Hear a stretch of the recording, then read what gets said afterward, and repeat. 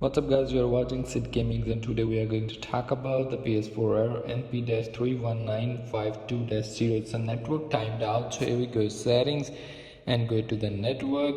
Here you must check view PlayStation network services. Sometimes the server is not working. That's why you get the error like a network timed out. You just check your region.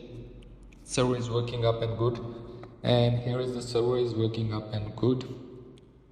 And then you just go back and sign out your PSN account and sign in again and go to the setup internet connection, use Wi-Fi and just change the DNS settings, primary and secondary, and after that it will be fixed. So that's how you can do it.